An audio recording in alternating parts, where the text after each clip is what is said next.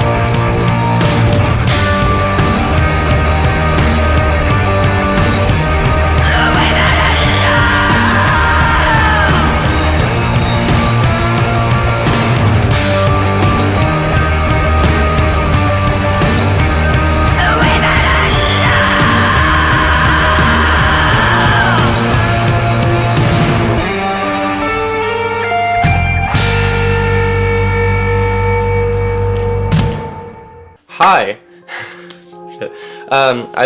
I've done this take like 100 times now, and it takes me so long because every time I do it, it doesn't feel perfect enough.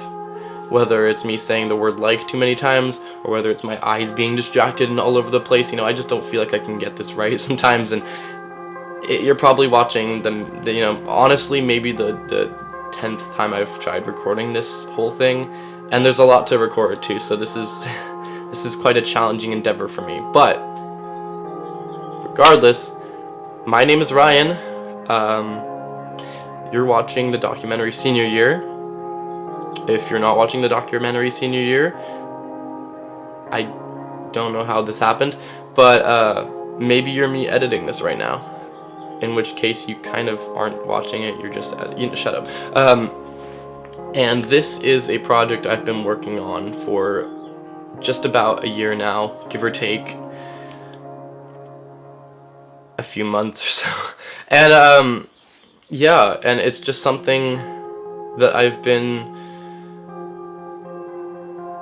putting so much time and effort into, because I think I've realized how important this time is to me, and I want to show everyone else how important not only this time is to me, but how important the people who share this time with me are to me.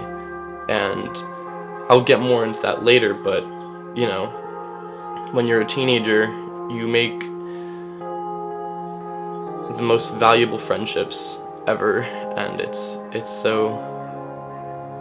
Fuck, I'm so nervous recording this. This is so difficult for me. I'm not even wearing pants, But, yeah, Senior Year the documentary is something I've been talking about for a long time, and I have been filming for a long time, and I've been conducting interviews for, and I've been, doing some cool gimbal shots for, and it's been a long progress. It's been a long process, but I'm happy to bring it to you today, and I am just honored that all of you are here watching it right now, even though I'm talking to a fucking camera right now. I know that you are in front of this and you are watching, and you're probably really excited to kind of see this start to to go on, so I won't take too much of your time, but I just want you to know that if you are watching this, it means you are very important to me, and I've come to value you above most things throughout these years, and, you know, I kind of made this to thank you, almost, in a way, you know? It's a giant film showing how much I care for my friends and how much I love being, you know, young and being able to be kind of stupid because I'm young. And I don't know, I just really hope that you enjoy this film as much as I have. I don't want to say enjoyed making it because it's been a pain in the ass, but I really enjoy watching it as well. So we have that to share in common. But yeah, so here it is, senior year, the documentary. It's about being a teenager and how great that is and how important it is to spend those years of your life making amazing memories. I don't know how to like, there you go. It's this is where I ask a question of someone else, so it's gonna just like pop. Right there. What's your favorite thing about being a teenager? My favorite thing about being a teenager, I don't know. I think it's just like being able to have our own free will and to make the mistakes that everyone expects us to make. The mix of freedom with the lack of responsibilities, really. Like, yeah, we have work and school and stuff, and reality, like, I got home at like 1 a.m. and my parents didn't really care. I took a girl home. Took her home at like 4 a.m. Didn't really care. I don't know, Karen. It's a mystery to me. It's the freedom and the lack of like, oh, I gotta do shit. You don't really. You kind of just gotta do your part. I think it's pretty cool how as teenagers, like all other age groups are kind of like little kids disagree on stuff, and then adults have fights all the time, and teenagers kind of like get each other. I like being a teenager because I just do whatever, and I know that even though there's gonna be consequences, like in the now, it's not gonna affect me. Once I turn 18, like it's over. It's all, you know. So I'm just gonna do everything I want. It's like the time you get to find to figure out who you are as a person, and I think that's really emotionally building. I think it's just, my favorite part of being a teenager is being able to not have responsibility but have responsibility, and be able to have fun and not have my mistakes held against me, and that I don't have to know who I am. Like, I can just find out who I am, because if you're an adult and you like don't know who you are, it's considered a midlife crisis, but now it's like, it's normal, and I can just figure out who I am, figure out what I do and don't like to do, and no one's gonna judge me for it. I mean, I think I like having the ability to develop any interests that I want to, and to be relatively like judgment free, because I feel like when you're an adult and you go into a career that consumes up a lot of your life, so maybe just being able to explore like so many different options as to like what you want to do and what you want to talk about, think about, read about. I think that's interesting. I would say having your whole life ahead of you, and knowing that you have your whole life ahead of you, and being able to look forward to everything that the future has in store for you, like falling in love and getting married and starting a family, and just still having plenty of time for that, and having no pressure. Like, you don't have to do that now. You can just look forward to it and know that the future is looking up and you got plenty of time for it. Like the lack of responsibility, like I don't have any kids to feed, I just have to feed myself. Basically just like living off of Cheetos and knowing that I'm not gonna like get super fat. That's super cool because I like live off of Cheetos and peanut butter and honey toast.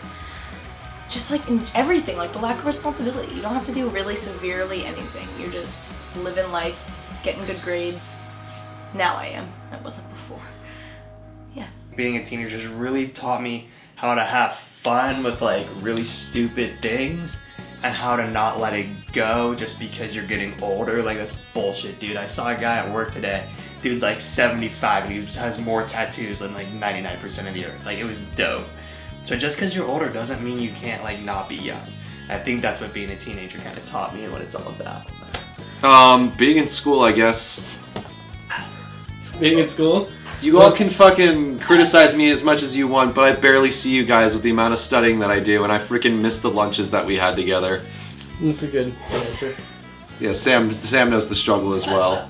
But like, okay, so it's like a very broad question, like about just like favorite thing about like just being a teenager. I get to think for myself. I get to have my own free will. I don't get to listen to my parents all the time. I guess like not having to care about anything or think about your future until first semester of senior year.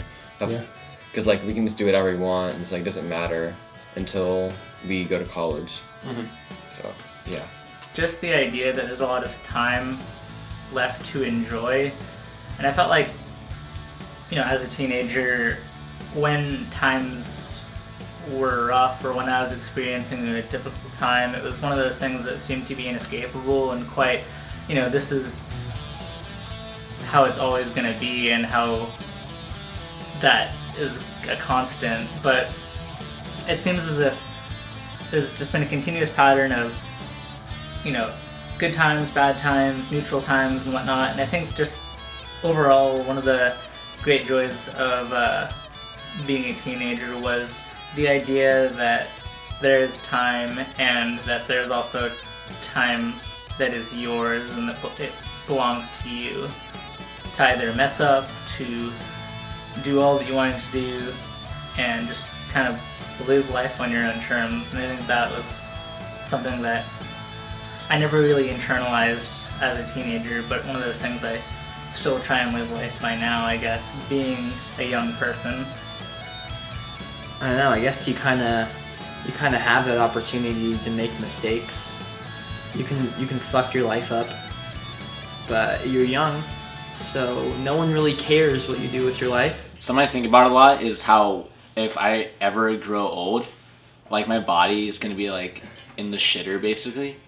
Basically like when you're old, your body starts breaking down and like your brain starts deteriorating and like, I don't know, you just like, you change. So like I enjoy my youth in the sense that, I don't know, well one, my body is like in its prime and I'm not in like a lot of physical pain and like I'm mentally sharp. But then another thing is too, I don't know, there's like a lot of doors open for me right now. So that's those two things I really enjoy.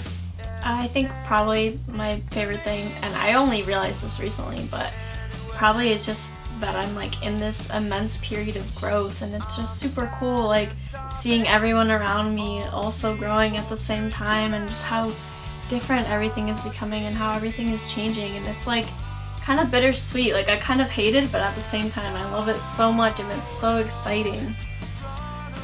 I don't know, I feel like this is a good age. Like for a while I've always wanted to be, everyone's like, oh, like what age did you want to be if like you could be any age? I'll be like 17, like 18, you know. Well, I'm not 17 anymore, but like but I feel like it's a good age because like you can drive, you can do a bunch of things, yet you don't have to be like an adult yet per se. Yeah, no, I think like this is just a good time to just, you're not really held responsible for a lot of things, but you also are, so you feel like you're not like a kid anymore, but you're also like not too stressed out about other stuff yet. It's just like, people are like, oh, these are the best years of your life, and like, I'm starting to agree with that. Favorite thing about being a teenager is having the freedom to have whatever stupid as fuck opinion you want to have, and it doesn't matter to anyone else because you're not significant enough for it to make a difference. All right. That's my honest answer. That's a good thing. I mean, is there anything else you think you can about? Like it applies to everything, not even just having stupid opinions. You're allowed to do stupid shit. You're allowed to like stupid shit, think stupid shit about stupid shit. Yep. And again, you're not significant enough to matter, so you have the freedom to do all these things that you're not going to have in a couple of years. There you go. Because in a couple of years, everything you say or do is recorded by the government, and they'll ruin your life by not letting you get a job if you do that stupid shit. Okay, so what's your least favorite thing about being a teenager then? Knowing that someday I won't be able to do stupid shit.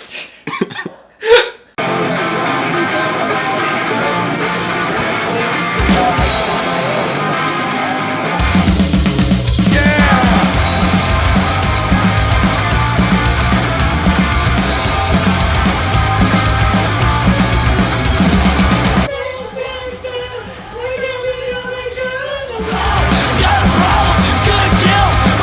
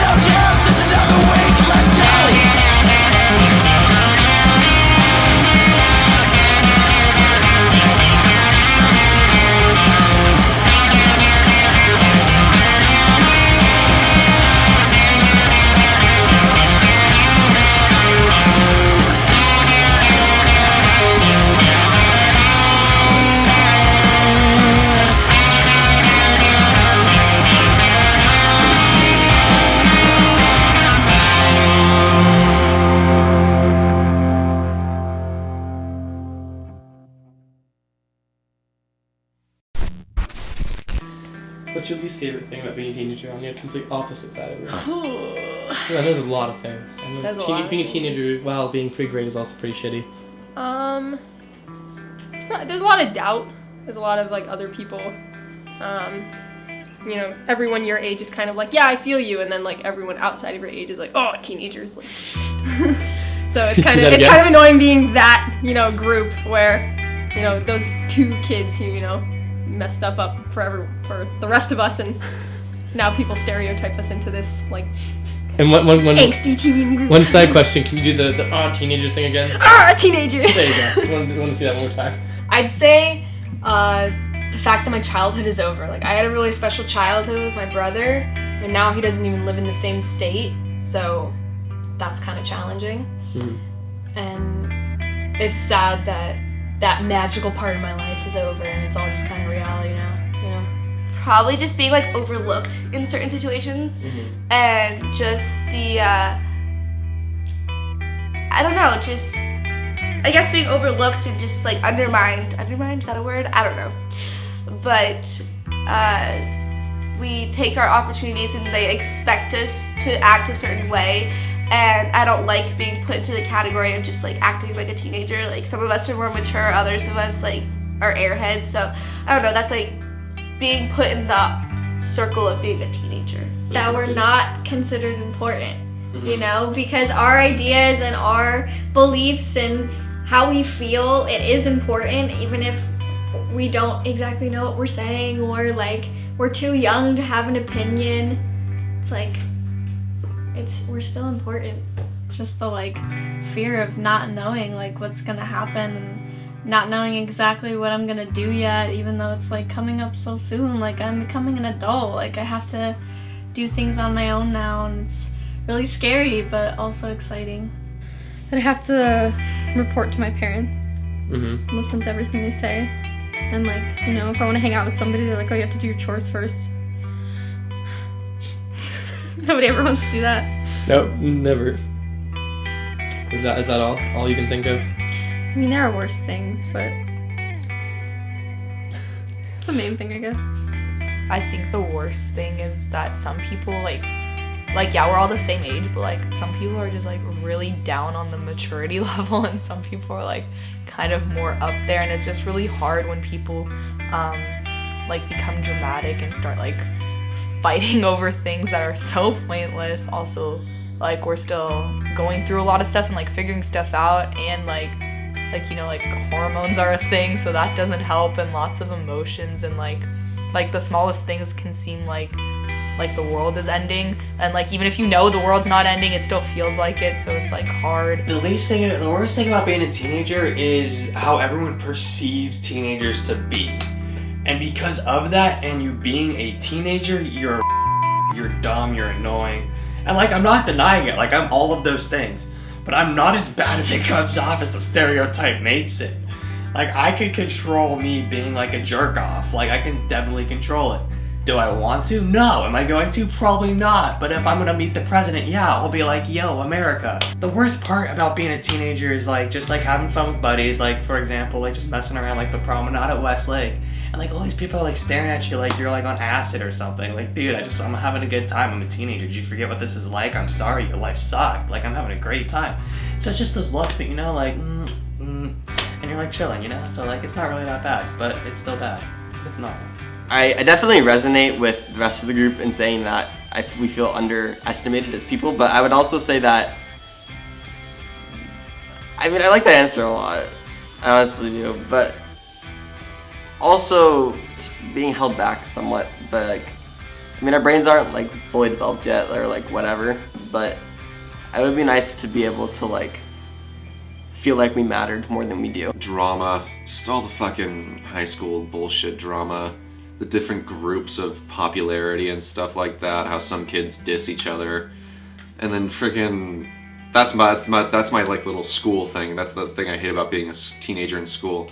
The thing that I hate mostly about being a teenager is that you think that you can make decisions for yourself, but considering that you're not legally an adult, your parents don't see that, so they think that they still have control over you, but you feel it's the point in time in your life where you've got to start making big decisions.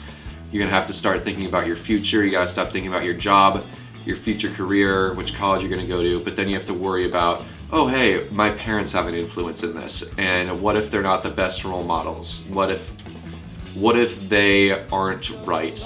And you've got to really consider that too, because it is your life and it's not theirs to control.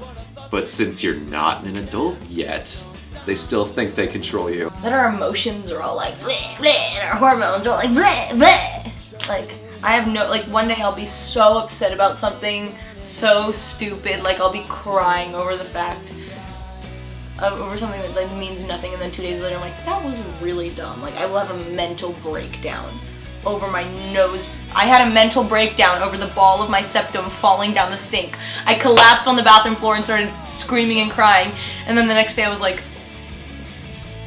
people saw me do that. People saw me crying over a piece of septum jewelry, so being an emotional wreck. The lack of time. Like, even though we don't have a lot of responsibilities, like, the few that we do consume our entire day. Though there is the freedom of being a teenager simply with the kind of idea that you have a lot of time, a lot of that time is expected to belong to others, whether it be parents, relationships, school, or other kind of extracurricular activities. And I felt that one of the worst things about being a teenager is being impressionable and being in kind of influenced to give my time to places or people that I didn't necessarily need to. And I think that for me as a kid was what kind of led to a lot of just kind of, you know, angst or dread or other sort of feelings like that, because I felt like I was rather spreading myself out too far. I don't know, it seems like it's a really difficult thing to answer because there's a lot of stuff that I remember very acutely as being very, very bad, but in reflecting on it, either it becomes kind of a learning tool or it's simply just one of those things that has lost its kind of edge. I'd probably just say, school. I enjoy getting an education. That's always important, but I do like hanging out with friends and doing what I want to do. So school was just a thing that got in the way. I always used it as a place to learn and a place to daydream about what I'm going to be doing after school with friends or on the weekend with friends. No one really takes you seriously.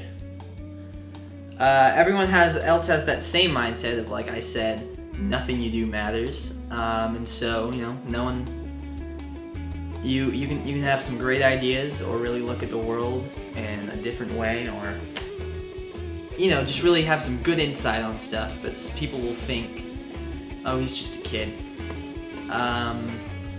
You literally legally don't have control over your own life. Because you're not trusted enough to make your own decisions. You're a prisoner, more or less, to bullshit social customs. Because I'm young, not being taken seriously by adults or just people who are older than me, a lot of the cases, if you, I don't know, when you're young, you have a concrete mindset, but as you grow older, your mindset becomes more abstract. But regardless, if you're young and you have an abstract mindset, adults and people who are older than you in general just think that you have a concrete mindset, or you're not I don't know, you're you're just a kid. You don't know what's going on, and you're not really socially aware. And I think that's really that's kind of ignorant. So I don't know. That's something I don't enjoy about being young, is not being taken seriously. When I was kind of just going into my early teens, and I was starting to be all awkward and pubescent, and I just didn't know the answers to a lot of questions that I had. One may go to their family, usually. That's kind of a good resource for understanding themselves and understanding what's going on to them a little bit more. But in my case, my family was kind of going through their own stuff. They had their own problems to go through. They were separating, they were fighting, they were drinking, and they were doing their own kind of, and I'm not gonna resent them for it, but they had their own coping methods, you know, for that particular time in their life. And it kind of left me in the dark in a lot of cases, and I felt like I had no one to go to, and I, at this developmental stage where you need someone to kind of guide you through this weird darkness that is being a pubescent teenager, I felt very lost. So I started to kind of put this like position of family on my friends. And I mean, I was always close to my friends, but I think this particular thing I was going through really helped me just become closer to them and become more reliant on them, and they just became my family. And to this day, I consider my friends my family, you know? My friends are everything to me.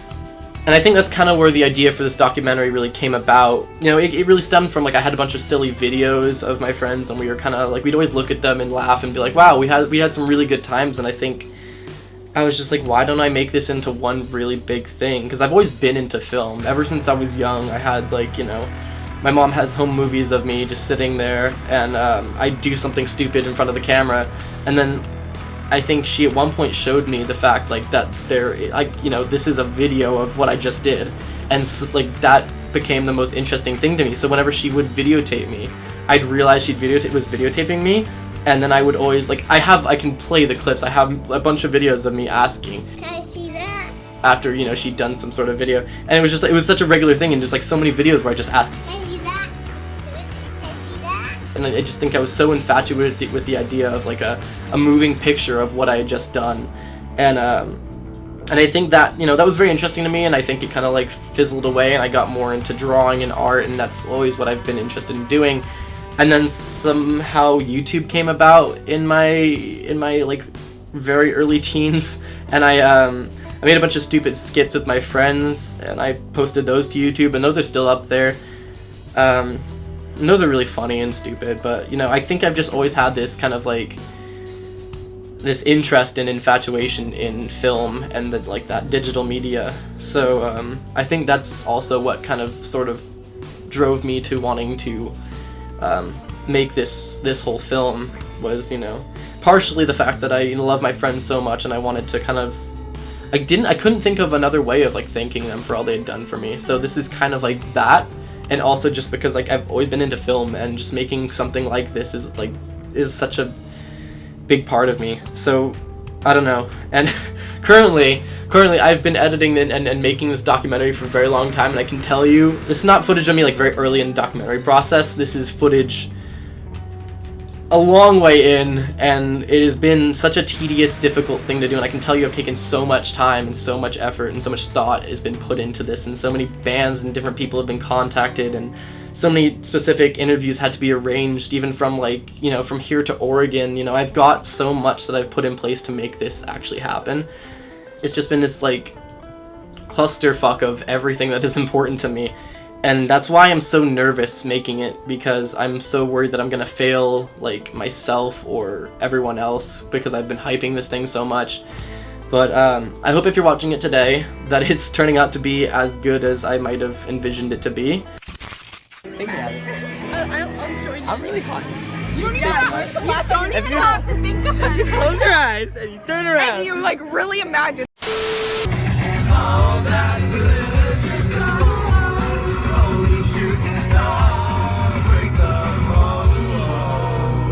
Fuck, I bet they're listening to fucking Little Einsteins back there. I think people tend to use the word friend very loosely, you know? I think a lot of the times it just seems to most people to be the person they choose to like spend time with. But to me, friendship has always meant so much more than that. And that could just be me personally, but to me my friends are like my family. And they are there for me no matter what, you know, no matter what stupid problem I'm dealing with, no matter how stupid I am for dealing with that problem in the first place. They're always, you know, a phone call away or, you know, a short drive away to just talk to and really support me and tell me what I need to hear.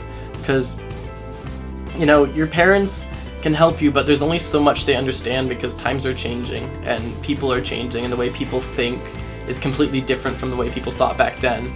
So I personally think it's better to get advice from people who are your age because they experience similar things to you. Friendship is just about the only thing in my life at this moment that matters. Mostly because everything else in my life right now doesn't matter. But, I don't know, I've just, over time, like, friends are the thing that have gotten me through life. Like, my family, you know, they've been there, but I haven't been as close to them as I have my friends. They're not these people that you get to know and you're not with them by choice. You're with them because you were born there and you live in the same house and you kind of have to be there. Friends are these people that you chose to like and stick with, and they chose to like you and stick with somehow, some why, and you can't break that. Making fun of each other as much as possible in every way, shape, or form. And I don't know, friendship is like something you can like show your true colors to. Like at school you have to worry about like, oh hey, I can't be branded as this type of kid, but you can totally be that kid you want in your friend group. But otherwise you just have to, I'm not saying you have to worry about it, I'm just saying your life is a little more pleasant if you kind of succumb a little to what kids expect of you to be. See, okay, I can do that. I can do that. It hit my tooth. It hit my tooth. It hit my tooth. You threw it here. Good shit. Where'd it go? Okay, 2 out of 2. Here we go. I got it. I'm proud of myself. I can do it. What do you want? I want to do it. I wonder if I get I gotta use my tongue like more. this, can you catch it? Yeah, that's usually not the case, but in this case it is the case. Like I figured it out. I have to use my tongue more. Wow, he's so good at this. You won like you did the Kobe with it too. Just knowing that you've got the support of someone else and them always having your back in every situation, whether they support what you think or not, they'll be there to like help you through it as much as they can. Friendship just really means like supporting each other and like being there for each other for the most part. Pringles! You can laugh or something. Wait, wait, get boom chica. No, the pink one, that one. Really? Yes, go for me. I got boom chica. Thomas, like you're more than welcome. I got boom chica. Wait. Boom chica is like Capricorn, but it's not as expensive as the other Capricorn. Hi. Friendship is this group. Friendship is, I think, like a lot of togetherness and being able to rely on, you know, the people in the friend group and all your friends, and then having them be able to rely on you, and the sense of trust and community that that encompasses.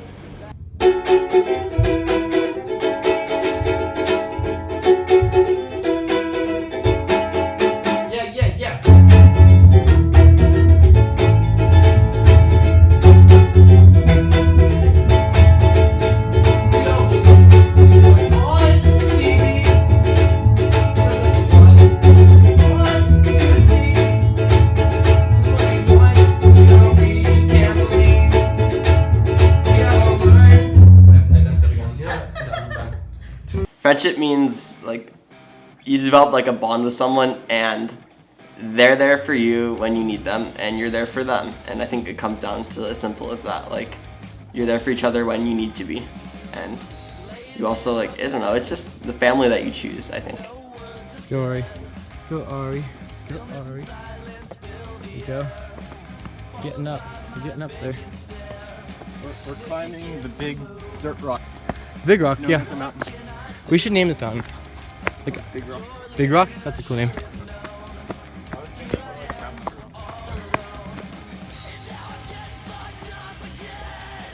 Like it's just like being around people that you like and people that like you, I guess, and like people like if I'm gonna spend my time doing something, I want to be around these people. I don't want to be around people who I don't like, and someone who I want to be around instead of doing nothing is what I consider like a friend or having friendship. Wait, what is this thing?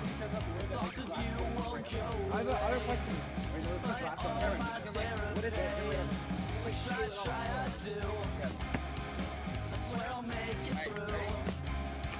Trying to get flip out. Okay, that was. Hold on. Don't you feel evil? What is Yes. this? What even is this? How is this in the I feel like less of a human being now. I know.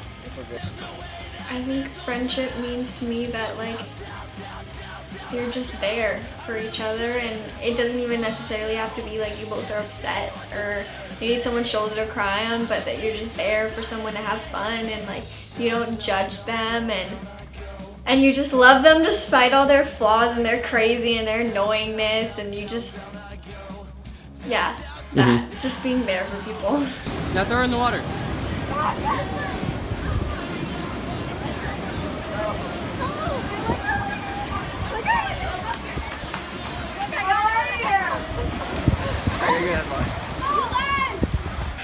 Friendship is a version of the word relationship, and it's like the kind of relationship you have with a person when you don't have a relationship. Friendship is when you really care about somebody and you wish they were in your family because you want to be spending time with them. So you just pull them into your life and you force them to be with you all the time because you enjoy their presence. They're systems. Hey. I'm a true nerd. Where are all the nails up? Friendship is, no matter how different you are from somebody, they still don't judge you for it. They don't judge you for being different. They don't judge you for anything you do. It's just kind of like free, and there's not a lot of pressure. There's no pressure with friends. Like, I'll just show up in my pajamas, no makeup on, like, what the fuck ever, I don't care. Like, it's just friendship. It's friendship. They don't give a shit about you. Well, I mean, they give a shit about you. They don't give a shit about what you're like. They don't care. Like, you can just be whoever you want to be. Oh, really? This is so weird. This is weird. Oh my god.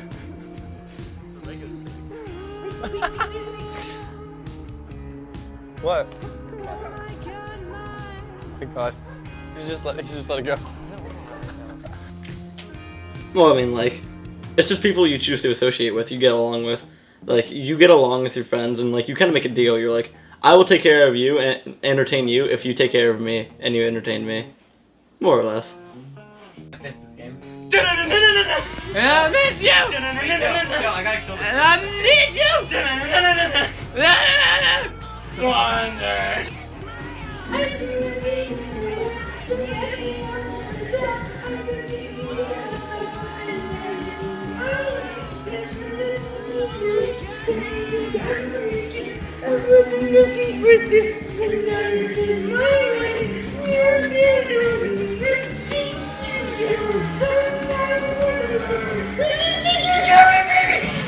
I think friendship in a couple of words means unconditional like love, unconditional interaction, kind of like, you know, like if they're your friend, you're not gonna be like, yo dude, I don't want to be friends with you because of A, B, or C. Like, no. Like that was never friendship in the first place. If like one day they like stab you in the back, like they were gonna screw you over from day one. Like, you know, I think like friendship and my, like, I guess what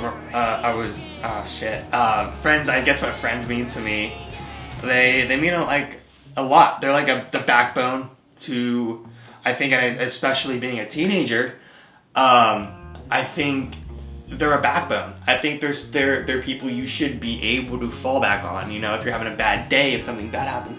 I think friends are something that you can, I don't want to say the word use, but friends are there to make life like not like a shithole. Like they're there to make life enjoyable. They're there to have that social connection. They're there to, you know, brighten your day. So when I have a friend that can do that for me, I can't put words into what a friend means to me, because they're giving me something no one else is. And so that's kind of, I guess, what friendship means to me, if that made sense. Be like really sad. Bitch. That's really fucking good. Hey, what up? Bitch, what do you gotta say? This is a rap video. I'm pretty, hey, yeah. You're gonna run me into a car. I'm gonna get hit, and it's gonna be your fault. Wanna go?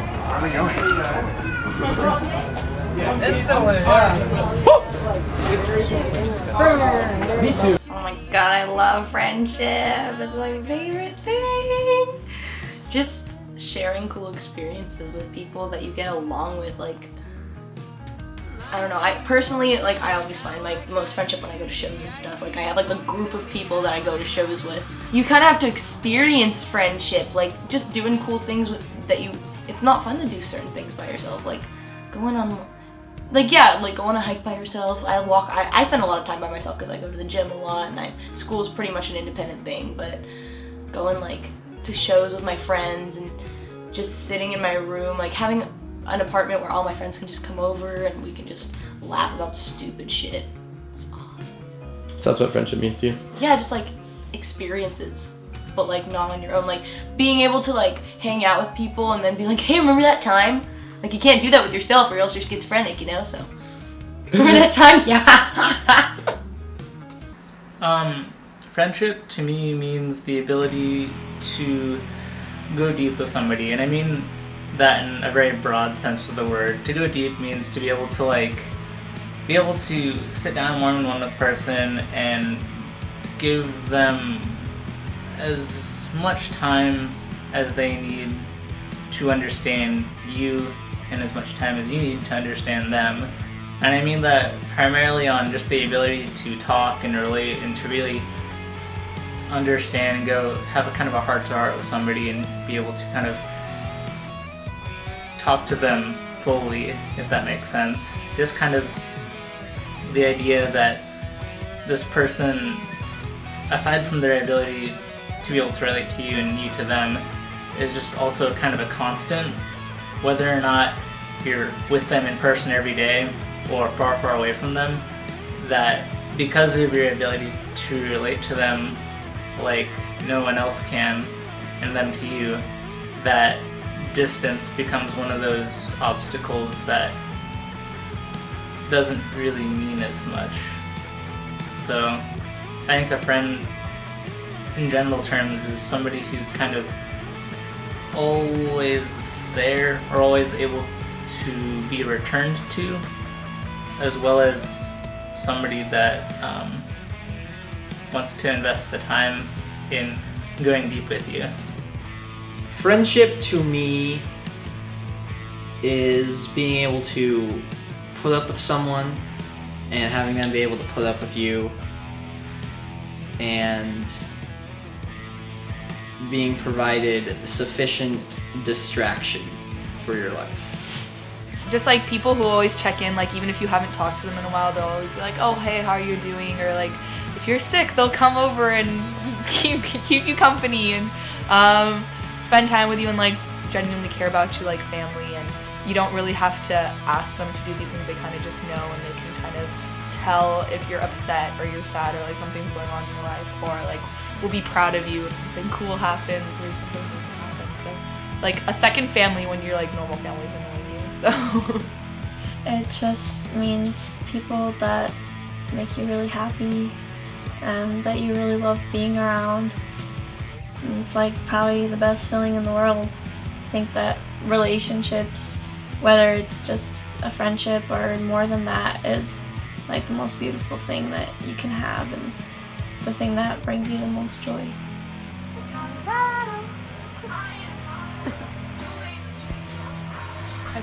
The fucking battle.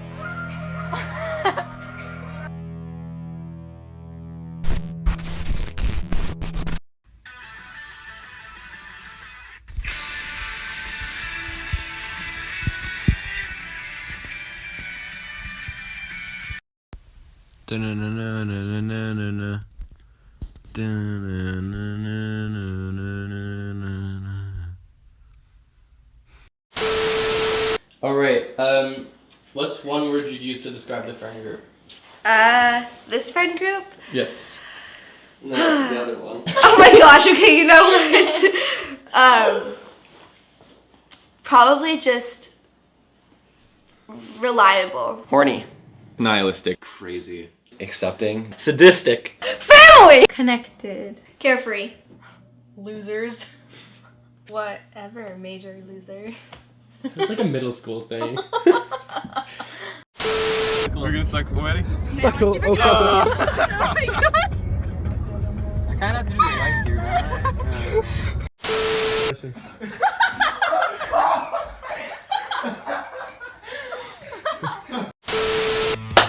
Being a teenager may be a bit rough sometimes, but if you do it right and do it true to yourself, you will have a lot of great experiences at this time because you have this freedom that you don't get, you get this freedom that you would get in adulthood, but you don't have that like responsibility that the adults have. So you kind of, it's just the best of both worlds. It's this intermittent limbo time between being a child and being an adult, and you can go around and drive your car and do all kinds of crazy stupid shit. So, you know, me and my friends, we would always go around doing crazy stupid shit, whether it was going to the mall with squid hats on, or whether it was rolling down a swivel chair, rolling down a hill in a swivel chair, or whether it was, you know, making really stupid shitty covers of songs, intentionally shitty covers, Mamage, and then blasting those really loudly going through a parking lot, or, you know, climbing a mountain, because we would always do that, but we wouldn't use a trail, we would just climb the fucking mountain. And, you know, there's just so many amazing times I can remember with this, you know, close group of friends that I had, and I don't think that I will ever forget those memories as long as I live. Mainly because this documentary exists, but also because they were just amazing memories, and I cherish them wholesomely, and I love the memories that I have. That's why I record things, because I have a shit memory, and this hard drive right here that I need to be careful with because it has the entire documentary on it right now, and I'm really terrified because it's not over yet. But this right here has just about all the memories of me being young and being a teenager on it, and there's so many videos and pictures and just stupid shit that has slowly over the time developed from being silly selfies to like more full-on gimbal footage. And yeah, so, you know, the teenage experience is whatever you make it, really. Whether you're a kind of person who likes to party, whether you're a person who likes to skate, whether you're a person who likes to play video games, you know, as long as you're living true to yourself and you're doing the things that make you happy as a teenager, then, you know, you're gonna make awesome memories, and hopefully you'll do those with some friends too, and you'll be able to talk about them with someone later and kind of be like, oh yeah, I remember when we did that, and it would just be awesome, and you're gonna have just a lot of memories. And hopefully you stay close to those people, because friends are important. Yeah. I feel it coming close. It swallows up the children, leaves a plume of dust. Descendants, raise your glass to those who've done you wrong. And something's bound to change, but just how long, how long? Oh baby, did you see Mama's boys in the obituary? Death comes like a roller coaster, safe to see. Live life for each moment, cause the moments are fleeting. Tell your friends what's to come.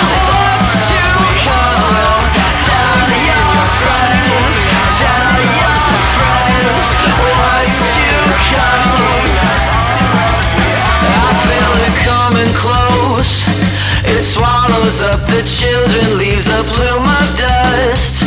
Descendants, raise your glass to those who done you wrong. And something's bound to change, but just how long, how long? Oh baby, did you see mama's boys in the obituary? Death comes like a roller coaster, safe to see. Live life for each moment, cause the moments are fleeting. Tell your friends, tell your friends what's to come, what's to come. Tell your friends, tell your friends what's to come, what's to come.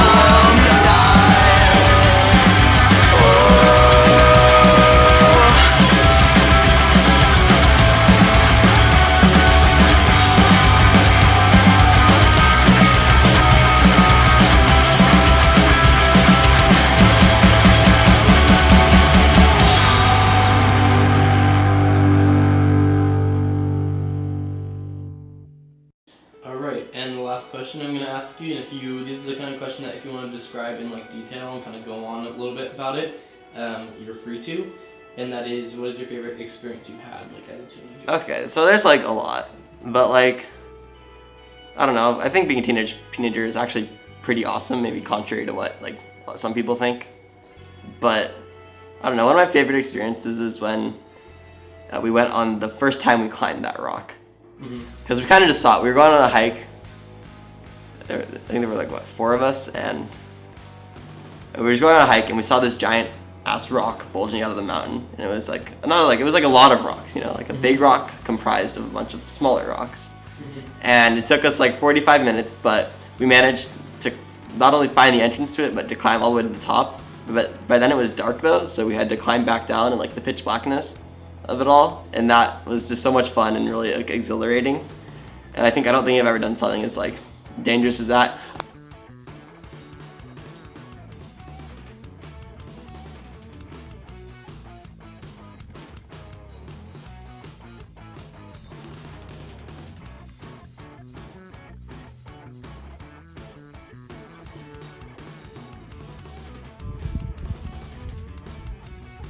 Can you put it down for a second, Karen?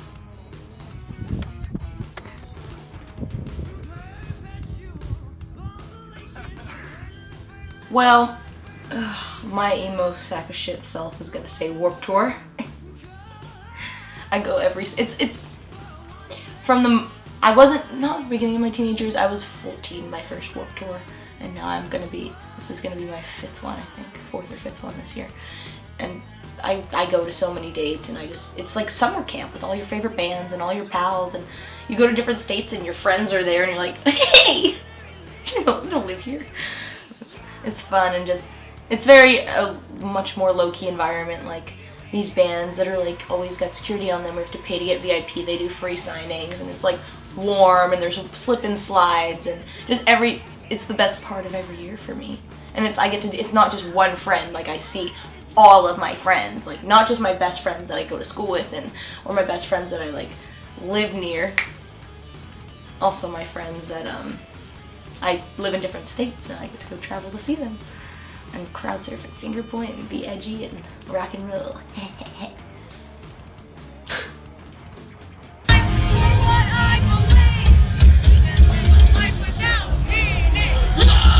Well, my favorite moment is when we were making a cake and Karen said, "Did you know that you can't crack an egg by squeezing it?"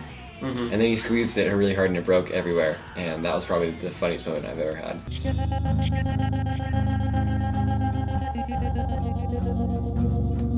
Another fun story was just kind of Attack the Shark. It was a band me and my friend Sam Beaker started back in May 2014, I think. Well, Attack the Shark was made, we didn't know it was going to be Attack the Shark when it was Attack the Shark, which is kind of the funny irony to it. But we, Lucas and I, we were always kind of like making music and stuff and jamming out. But this one day, I think it was just me and him one-on-one hanging out, and we were going to the ditch that day. We were like, you know, just kind of doing our thing, and I got this app on my phone called Shmool. And Sam was like, yo, check out this app I got. And I was like, yo, okay, show me. And it was like one of those like Shmool apps that like just makes you a godly musician by like pressing like the home button or whatever on like your iPhone.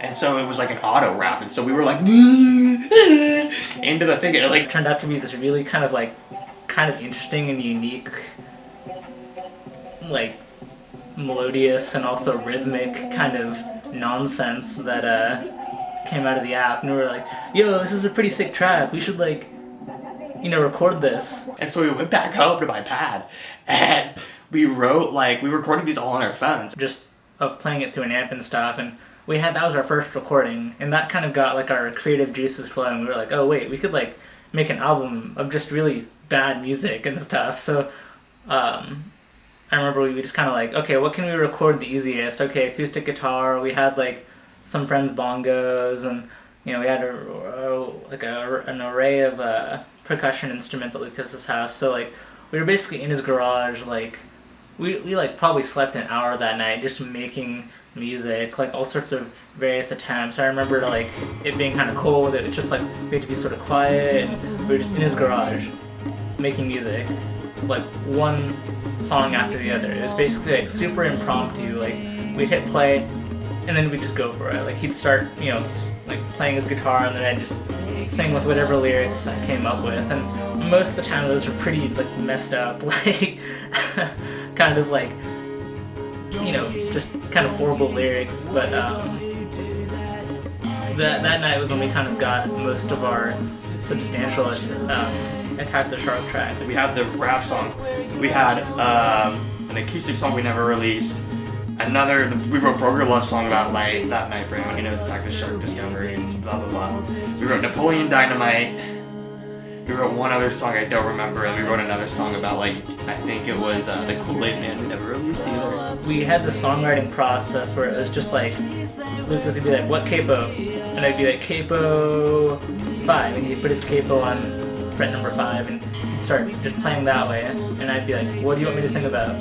He'd either be like Shrek or something else, and that's kind of how we bounced ideas off each other, and we really, you know, that's I think why our songs are kind of so narrative oriented, why there's a lot of story in them. Is I think that's just kind of how I thought about it. If you said like Shrek, I was like, okay, let's just think about Shrek, and I think a lot of it came out as like a story, I guess. And I was kind of Attack the Shark when we put this album out.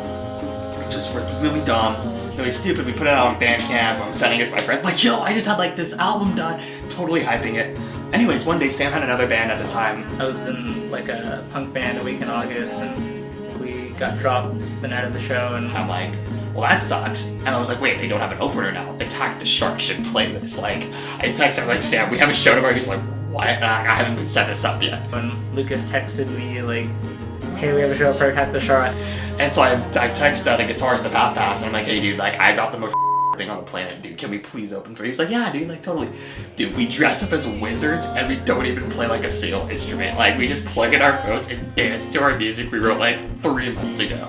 And the crowd loved it. Like it was like literally the Ventura County music scene is so for liking Attack the Shark. I'm sorry. Like you guys need to raise your musical standards. And so like crowd apparently digged it enough to the point where we kept like playing shows and people were coming and we were selling tickets, and it was weird, yo. It was like, why do people like this? This is like basically the equivalent of us like making like sex noises. Like this is dumb. And so like we just kept playing shows and it was super cool. And it's really kind of funny because that kind of spontaneous texting of his saying, hey, we have a show tonight, or hey, we have a show, I have a show set up for Attack the Shark, became kind of the grand narrative of Attack the Shark. This one of the things where it's like, oh wow, we're being super spontaneous. And I think that's one of the things that made everybody really like Attack the Shark so much. We were just so spontaneous and so random and so out there, and everybody kind of really liked that laid back. I mean, laid back in the sense that we didn't really care at all. We just kind of did what we wanted, and people liked that. And I think you know, the more shows we played, people really we started being kind of like a we had kind of a cult following in the music scene, and I think that like everybody kind of dug that about our music. Not only that it was just sheer nonsense, but also that there was no pressure to play good music as long as there was like a performance and really a kind of feeling behind it. And I think that we definitely brought it. Like every show we played, even if we attempted to play more serious songs, or we just kind of went with the old bangers, or just played like random things on a synth for like 30 minutes or whatever. I think it was just the idea of the crowd being like, I have no idea what to expect. Let's just roll along for the ride. I think that's the kind of really unique energy that Attack the Shark brought throughout, when Lucas and I were playing shows and making music and stuff. And it was really like one of those moments where it was just like, this is super cool. Like, I remember the last show we played this past summer, summer 2016. It was at the Lot, out in Simi, and Sam and I hadn't seen each other for like over a semester of school. This was the day he flew in, and so I'm in Simi. I drive out to Westlake. I pick him up. I bring him back to the show. I'm like, dude, we have a show in like 2 hours. We have never practiced. I haven't seen you in like freaking 6 months. And like, so we sit down, we go through each song once in my car, like right before we go on. We played the show, people were on stage, we had this huge crowd. Oh dude, it was like the coolest, just most amazing moment where you're just like, wow, this is, I want to say it was a humbling moment, but that'd be bullshit because I'm totally not being humble right now about it. But I think it was really cool to have those people like up there watching you, enjoying your music, because that is just the most fulfilling thing. So I think Attack the Shark as a whole would be one of my favorite like experiences or memories from teenage years.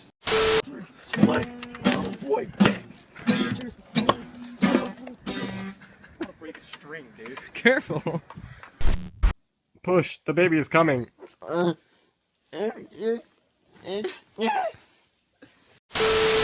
My first one would be when the group got back together. It was like a month ago or something like that. It's probably the day that we all went to piano. Sorry to copy Sam. And it was super cool because everyone came together at some point in time in that day, and just it was overall so much fun. Everyone got to like get over their bullshit, and they realized that we're all just people just trying to have fun. And everyone ended up either getting to PNL or Ryan's house some point throughout the day. So like everyone got together at some point. Like everyone, like every single person from the friend group showed up. It was great because we had just like not hung out for the longest time. And I walked in, and I was I was kind of nervous because like I didn't know how it was gonna go. We'd all like broken apart, and I didn't know if it was gonna be the same. And I walked back in, and it was great. And then Ari came in, and we pulled each other aside, and we went to go talk, and just decided to just forget about everything. And I think that's like what real friendship is, just not letting all that drama and not letting all the unneeded stupid stuff get in the way of your friendship. And then we came back in here, and and I just remember being super stressed from like anatomy and college stuff, and I was just like, this is the worst. Why does no one want to hang out? I just need a break. We came back in here, and we just like screamed and like had fun and pretend like nothing bad had ever happened. And then we finally got all together, and it was like the nicest thing because everyone was like so happy. It was great. You guys mean a lot to me, and that day was just really, really great for me. And then my second favorite time would have to be when we went to Red Robin, and we all got in Cameron's car, and I was sitting in the front seat, and Joe was sitting in the back, and I had a can of lemonade, and he was like, pour it out the window! This is it! Oh, dude! I'm gonna die! It's gonna hit me! Ironically, I go hard. And then I rolled down the window, and I poured the lemonade out. I just splashed in his face, and just the reaction from everyone, it was just like, we were doing that stupid shit like Cameron said, and like it was just they got lemonade all over the side of my car. I really liked when the whole group was feeling really sorry for ourselves, And so we all just kind of dropped everything and threw a pity party. With a bunch of people at my house. Definitely the pity party. That was one of my favorite nights. We just pitied ourselves and and not everyone from the group was there, but it was a good night just because I needed it and other people needed it for whatever reasons. And it was like, yeah man, you can fucking cry in front of us. It's fine. It's a pity party. You're allowed to pity yourself tonight. But to just have everyone show up at the end and throwing shoes around and like kicking things and then just getting in our cars, going to Vaughn's and spending like so much money with the group on just like crap food and just like random stuff that we really didn't need, and showing up at Carly's house, having her parents just be like, come in, it's okay, and like just shoving our faces full of whatever and blah blah blah. That's definitely a good experience for me, was just having everyone come together and not really questioning what our problems were, but just to hang out and forget about it for a night. Yeah, that was fun. High school. Oh man. There's so many. The beach. Summer during the beach. That was definitely a memory. What specific time? I'm trying to recall. I think it was during the summer, and it was when Hunter was there, sadly. I think Molly did sneak alcohol, like she does all the time when we go to the beach. And I think, oh yeah, it was that one time where you guys couldn't get over the fact that I wouldn't stop playing Geometry Dash in the car ride home.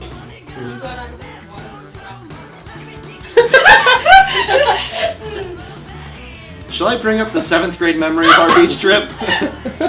Yeah, go. Oh yeah. It was a great memory. Okay, so so I was interested in Sam in 7th grade, and then it was great. But then she had that picture to blackmail me, and it's not anything too embarrassing. It's just a really freaking ridiculous smile. But anyway, so we were like kind of iffy about starting to date, but I got out of the water, she was laying down, and she just said really tired, in a tired fashion, she's like, come sleep with me. And I was like, whoa. Hold on. Hold on now, Sam. Oh, she hated me every time I brought it up. Like for the next 4 years, I just like, she was at my neck with the hand, like, don't you speak a word.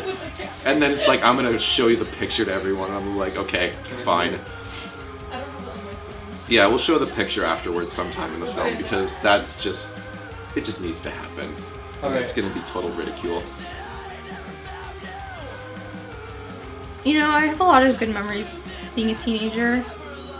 I think my favorite one with this group is kind of recent, when we went to the Reign of Terror, Jan's Marketplace. Almost all the group was there, and it was like, even though I hate being scared, just waiting in line was really fun. Because as each person came, I don't know, I was really excited. Like, I saw Sam, and then I was like, yee! And then like Cameron came, I was like, yee! And then like Ari came, and Colby, and everybody, just like more and more people kept coming, and then just catching up a little bit. And then when we finally went in, like, obviously I was shitting myself. And then afterwards, people still managed to scare me. Like, when we were walking out the door, I think it was like Jake or Joe or somebody jumped out at me, and then as I was recovering from that last scare, there was another one. And it was just, I don't know. I hate being scared and I hate being tickled, but it's like, it's you guys. So I let it happen. We were in art class for quite a while. I was actually literally just thinking about a bunch of our art memories. About how you, me, and Seven would all like just goof around in class, and Mr. Farmer would all like always get mad at us and tell us to quiet down or whatever, and we were just really Seven would draw us sometimes. Yeah, I remember all the like pieces that we'd all make for each other, and it was super cool. I still have a lot of your like artwork. Yeah, I had the little flower that you drew me, I think literally the day that we hung out right before I left, and I had that hanging in my room the whole semester. One that pops up like immediately is my musical career and starting that and venturing off into that realm. with my friends. Definitely having the opportunity to expand my musical horizons and play music with people. Like today, we had Ghost on Parade band practice for the first time in a year and a half, almost 2 years, with the homies, and that was super awesome. And that is one thing I will always cherish and hold dear to my memories of my youth, is playing in a band with like my close friends. I want to say, and I'm gonna regret this looking back, when me and Colby were on that bus ride back home for like 7 hours, Colby tested the limits of like how much does human life mean, and I think that was it. You want to explain that story? Not really, but I'll Well, say then- it. I'll say it anyways. So if you gotta explain whatever this is, I mean, I'm not gonna just like. It was more like we were coming back from a race because I was a runner at the time, and come back from a race, had to go to the bathroom. It's supposed to only be like a 40-minute drive. Driver drove the wrong way, basically into Nevada. Turned into a 7-hour drive. I had to take the biggest fucking piss of my life, and Colby was sitting next to me, just going drip, drip, drip for about 40 hours. And yeah, and that was it. The best experience you've had? Yeah, because it really got me close to Colby because I want to fucking kill him. And now I look back and like I still want to kill Colby, but it was a fun experience. I was just being like, whatever, man. If it was just a thought, it was like I could kill you right now because it's dark and no one would know until after I get off the bus. All right. Well, that was an interesting answer to that question. That's not exactly what I was expecting. Well, welcome, boys and girls. It's story time. Sorry, that was fuck. Don't put that in there. Okay. You have no power anymore. Okay, story time, yeah. I don't think I've ever told the story except for like a one-on-one conversation. The sophomore year of high school, my friend Connor was like, hey, we can go get alcohol. And I was like, no, we can't. We're not 21. Ding dong. Ha ha ha. And he's like, watch this bullshit. And I was like, oh shit, okay. And next thing you know, we're on top of Portland Noble with like a bottle of wine, just like chugging this thing, partying. Like, we got like, dude, we have band practice for like marching band in like 2 hours. And we're just like, and like, security guard shows up, Mr. Cop guy shows up. We're like behind like these doors and he's like, is anyone in there? And we're like, no. We're like, fuck. And then comes in, he's like, oh, what you got there, guys? And we're like, oh, nothing. And he's like, I see a bottle of wine. You guys don't look 21. And we're like, yeah, you're right, blah, blah, blah. The guy like kind of looks at us, just kind of like, all right, I get it. You guys aren't supposed to be up here. Be down here as fast as you can, but enjoy that bottle. Leaves, dude. Dude does not care. Lets us go, and we're just like. And then we went and we bought pajamas that were like made for like 4-year-olds, and we wore them to practice, and it was the funniest moment of high school, I think. And then the album release show was cool because we all drove down there, and Cameron almost ran out of gas, and I was like. And then the second time we went to Fillmore, you almost ran out of gas. So like that's a reoccurring thing, I guess. Cameron ran over some curbs, and oh wait, you were doing a water assassins thing before we left too. Remember that? And someone got hit in their car. Mm-hmm. Great memory. Yeah, that was pretty awesome. Like I don't know. We also went there. Also like cool scene, like a little warehouse type thing, but like really nice setup. Like there was a person in the corner like doing lights and like audio and sound. That was like pretty impressive, and like all the bands opening were really cool to do, and I like found new music, which I would like to do. I feel like I'm boring. I don't know. No, just keep going. Okay. Yeah, and then like all these bands went on, and then Ryan's like, oh, I'm so hardcore, I'm gonna go mosh. I did. You did. Great. It was fun. Yeah. So, and then Paper came on, and we were all really excited. Or they're not called Paper anymore. They were called Sitting on Stacy at the time, but we will always call them Paper because A, it's easier to say, and B, that's what I first saw them as. So, we came on, and it was really awesome. We were all super hyped, and then the cops came, and then we were all super sad. But I really liked that they played I Can't Fuck acoustic version. Like, that was pretty awesome.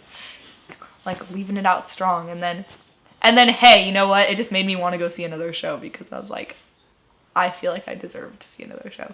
And I got the CD, so that was cool. I still listen to it all the time. And, yeah, it was cool. All the other shows I feel like all the shows are just as good, but I feel like the crowd was really good at the album release show. Yeah. No, but like, yeah, for the other bands, like, you know how like some of them had like certain people that were like hyping up the crowd? Yeah. Yeah, like those people were there, so that was cool. I remember one of them. There's a dude who got waterboarded at the album release show. Yeah. Because for some reason they just thought that would be a really funny idea to do at a punk show, so they kind of like sit him down in the chair. Yeah. And they poured put water. they put like the bag over his face and shit, and they just like poured an entire bottle of water. He was like spazzing out or whatever. And he got up and he like threw the chair and started moshing. That was fun. And like slopping water everywhere. And there was always the shark too, like that show. The Oh, the inflatable shark. That was Yeah. pretty cool. Oh, and like all the crowd surfing was awesome. And even one of like the guitars from one of the bands crowd surfing. Courtney too. That was Courtney's first concert. Oh yeah. Shut up!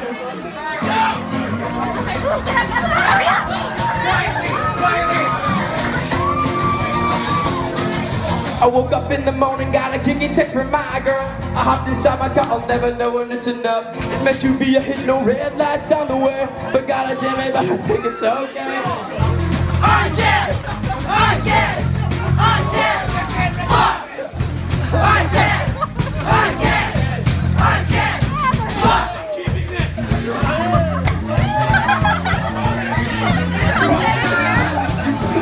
Okay, we're balanced.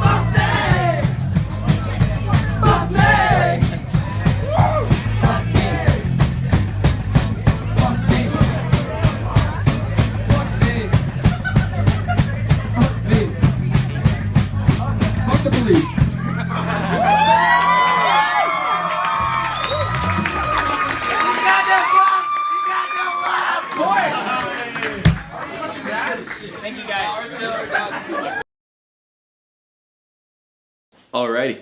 So my favorite experience is the day after I bought the squid hat. So we're gonna do a little like prologue here. I went to an aquarium with Joe and one of Joe's friends that I can't remember, and we were going about the day, and like I spent like $15 on some sort of pizza or something like that, and it was actually a really, really shitty pizza. And then like later on, like an hour or two later, we walked past this squid hat for $8. I bought it. We made fun of it for being like the best purchase compared to the pizza, and then, you know, it just became like an instant hook. And like the next day I wore the squid hat to school, and I was just going from class to class, you know, just everyone's like, why are you wearing the squid hat? And I'm like, is it not squid hat day? Like, why are you not wearing one? It was just making dumb little jokes, like things like that. We got to lunch, you know, everyone's wearing the squid hat, instant hook. That squid hat is maintained a hilarious meme that we've gotten multiple of and given to other members of the group to this day. And, you know, we have a ton of pictures of them and everything like that. And I just always root it back to that first day, which I think was hilarious on its own. Like one of those like videos, like this and this, but also this and that. This. Exactly. The mall, but read the description. The mall, but we're high. We're wearing a horse mask and squid mask. And we're also high. Just Joe's high though.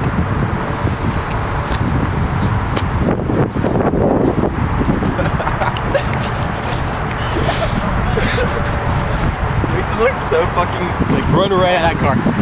This is our religion. Yeah, how dare you laugh at our religion? You can see, like, hey, you keep going. I'm going to go behind you. You can follow them. That's okay. Keep following them. You keep going. Just keep going. Just keep going. Cameron, walk that way. so I can get footage.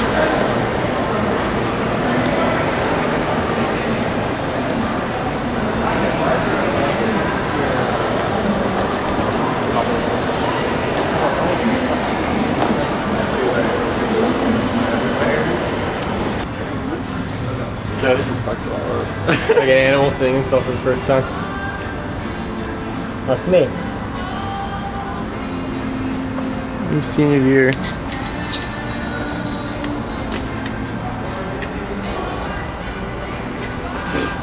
Chug, chug, chug, chug, chug. Hey, you can't say that. It's a horse. It doesn't understand our human language. Moo, moo, moo. No.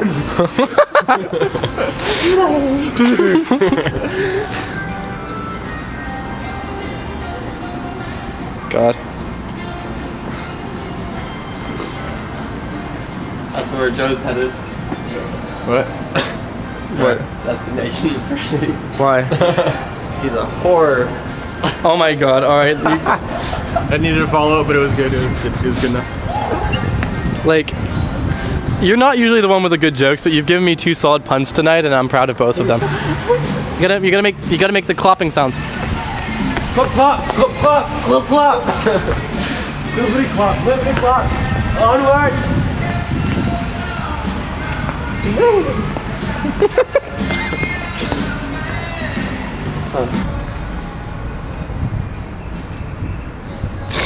I don't know what to say exactly. I've been thinking about this a lot recently, and it scares the shit out of me, you know? Everything I've come to know and love and grow very close to is kind of gonna be going off in different directions, and I'm very scared. I'm very nervous to move on to this next period of time in my life, you know? And I think if I did this interview anytime earlier, I wouldn't have been able to talk as well as I am now, because I've gained some perspective, and over time I'm starting to sort of come more to terms with, moving on, because I feel like I'm not going to lose these people, These people that have meant so much to me are going to be with me for the rest of my life, whether it's just in memory or whether it's through communication continuously. I know that I'm not going to lose these people no matter what happens, and I hope that there comes a day when we will all be able to reunite and, share in some more memories together, but I think you need to kind of move on at some point, You kind of have to realize that nothing is permanent, and change is not always a bad thing. And while it may suck in the now, and while to me it may be the most terrifying thing in the entire world, I think, you gotta look forward to the future. And I'm looking forward to mine, and I hope that my friends are looking forward to theirs, and I hope that they succeed in that future, honestly. I wish all of you guys the best of luck in wherever you decide to go, and I hope you're successful in that. But just remember that success is not defined by money. It's not defined by a number. It's not defined by how much you make a year. Success is defined by happiness, and you could be immensely rich and, have a giant house, but you could still be absolutely depressed and upset and sad and empty inside. And I just think it's important to know that success is not necessarily measured in how much money you make or what you're doing with your life, but instead by how happy you are, and whether you're actively pursuing the things that make you happy, and whether, you're content with your life. I hope that everyone's happy, I really hope that, because you guys are good people. I don't surround myself with people who are really shitty, I surround myself with people who are genuine and who care about others and who are willing to spread that love with me. And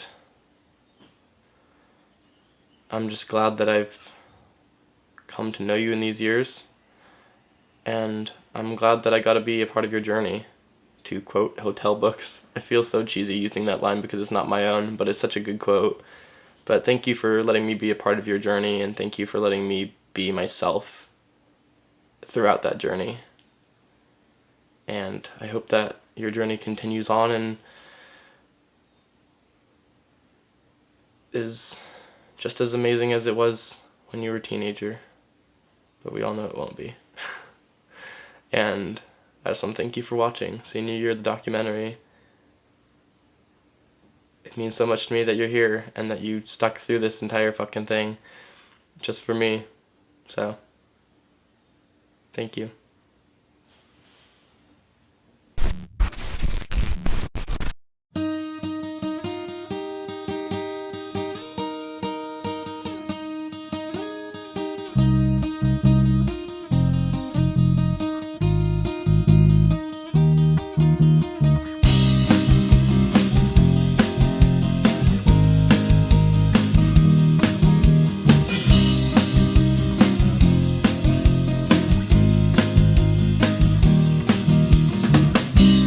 Take my hand is what I'm feeling in this point in time.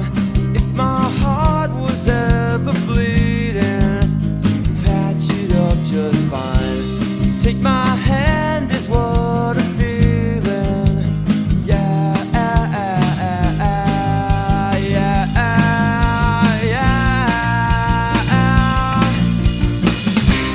every day now. Love to see you walking by my side. Every day now, find it hard to leave you and walk away. Every day now, far away, happy thoughts inside. Every day you're ready to me, that's right.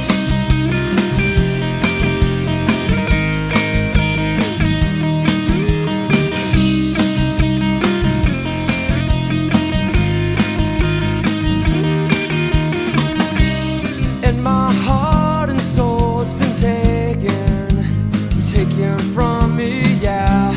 And your eyes that wish it waking by your side. Take my hand is what I'm feeling, yeah,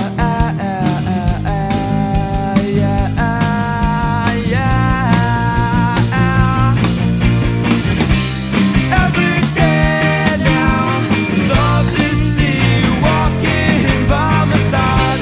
Every day now, find it hard to leave you and walk away. Every day now, far away to happy thoughts inside. Every day you're ready to me, that's right.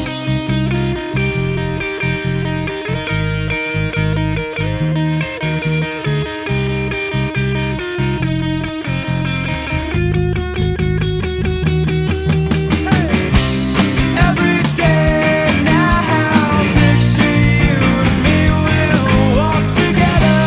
Every day now, make me laugh and feel good more than ever. Every day now, love to see you walking by my side. Every day now, find it hard to leave you and walk away. Every day now, far away to soft thoughts and apple pie. Every day you're ready to me, that's right.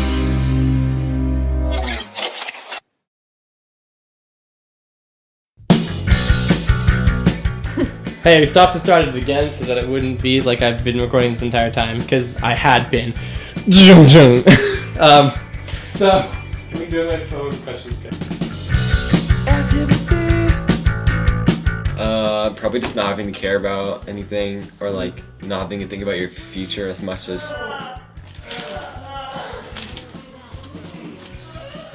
Why do you have to make life so hard?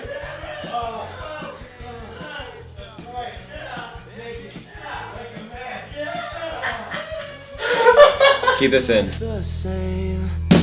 We are never gonna stray. Think it's all the same. Well, how do you feel about that? Like, what do you think about the fact that you're the one that like brings a lot of the joy to the group? Like, do you really think about it, or is there any pressure on it? You just kind of like, there's no pressure, and that's what I like about that. I like in the group, like my role is kind of like that popular side character. Fucking shit! I'm trying to concentrate on a very important question. I know exactly what Joe was doing. I know. I was gonna let him do it. I don't know why you stopped him. Because I didn't want that to ruin your genuine answer. I thought I was gonna enhance it. Okay, go on. I trusted Joe to do that right now. What is that? I don't even remember what the question was.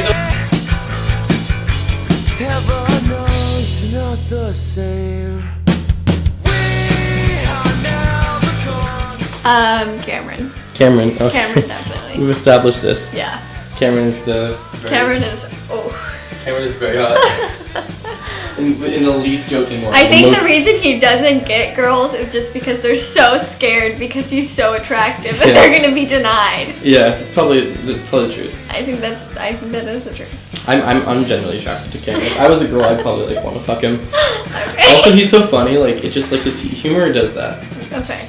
All right. Like if you can make me laugh, you can get my pants. Like the truth is.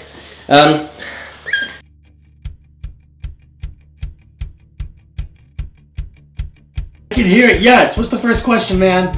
Oh Jesus. No, I'm not actually. That hurts. I would kind of yeah. I don't have a removable groin. I don't. Wait, a removable groin? I don't have one of those either.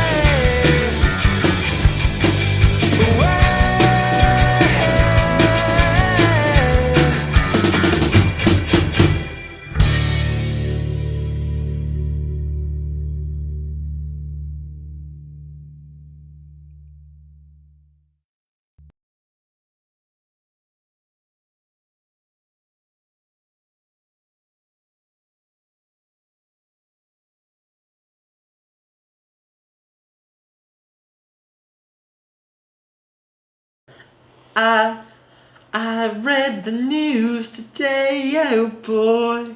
Want to zoom out so I can see your air guitar playing? Yeah, there you go. See, I'm getting the chords down and everything. Yeah. Wait. Learning some guitar? B minor. B minor. You're trying to sound so cool, aren't you? No. You're just.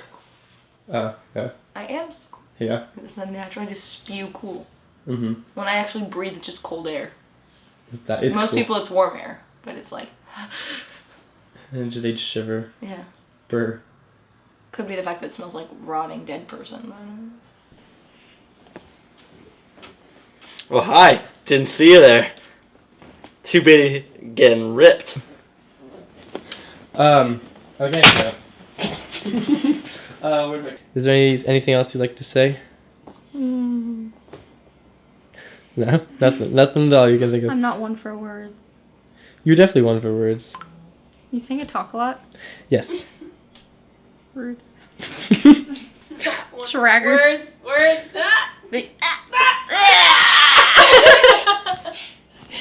Same gutsy. Hey. Who you are, and what you can be by yourself instead of with the group. You're like, what are you?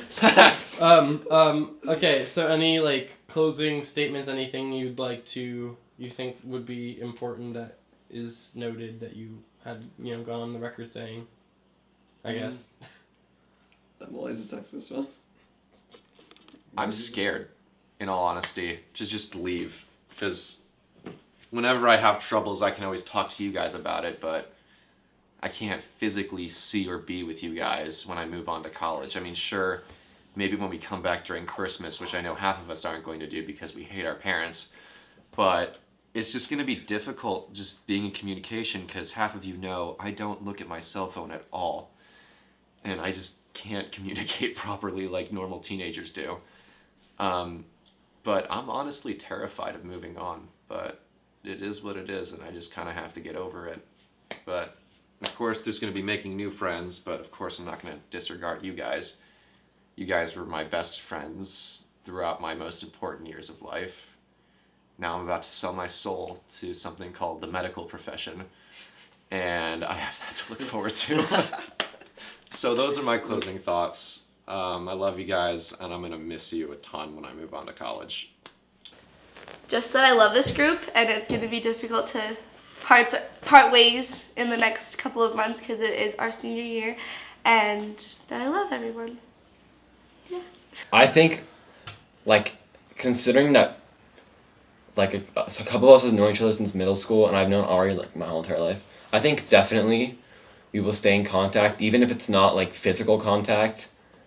Okay, that sounds really sexual, but even if we're not, like, physically seeing each other, I think that it will definitely be, like, Skyping and texting and talking, like, all the time. Even if it's not that much, or even if it's when we're like miles away from each other, I think definitely we'll stay in contact, and when we're home, we'll all hang out and stuff. Remember who your family is. Like, family doesn't have to be immediate family, doesn't have to be extended family. Family is who you make family, and always remember, like, who's your family, and, like, you know, if they love you and you love them, like, you know, I don't know, just remember who your family is, and family doesn't have to be immediate family. It can be anybody who you make your family. So I don't know. That's what I have to hold dear to me right now. So thank you. A lot of teenagers, a lot of worry. There's a lot of worry that comes with being a teenager, and a lot of people don't feel like they fit in, and you know, that's okay, because like I said earlier, friendship is about not having to fit in.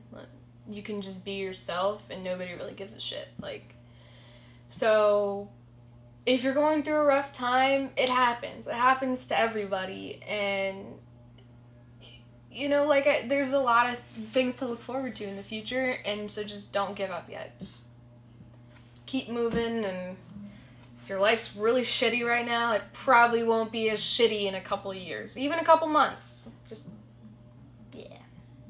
You don't even want to.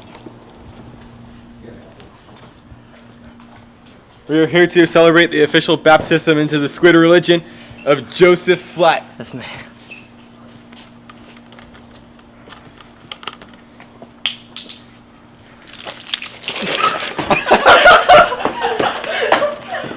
You ruined it!